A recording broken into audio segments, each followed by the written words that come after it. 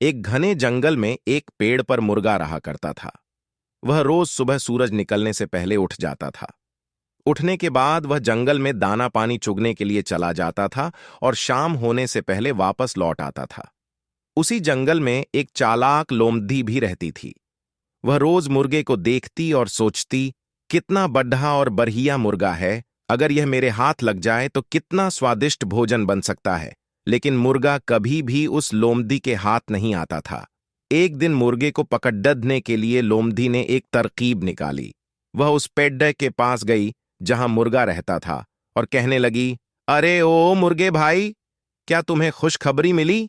जंगल के राजा और हमारे बद्धों ने मिलकर सारे लड़ाई झगड़े खत्म करने का फैसला किया है।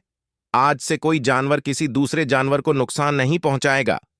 इसी बात पर आओ, नीचे आओ, हम गले लगकर एक दूसरे को बधाई दें।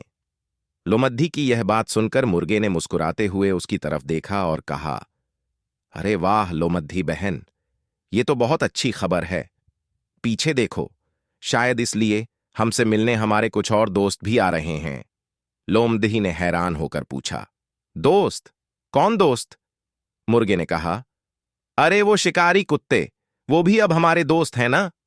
कुत्तों का नाम सुनते ही लोमड़ी ने ना आव देखा न ताव और उनके आने की उल्टी दिशा में दौड़ पड़ी।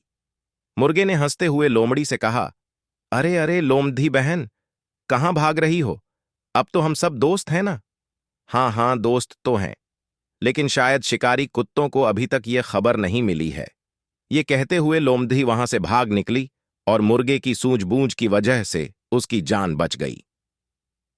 कहानी से सीख बच्चों, चतुर मुर्गा और चालाक लोमड़ी की कहानी से हमें यह शिक्षा मिलती है कि किसी भी बात पर आसानी से विश्वास नहीं करना चाहिए और चालाक लोगों से हमेशा सावधान रहना चाहिए।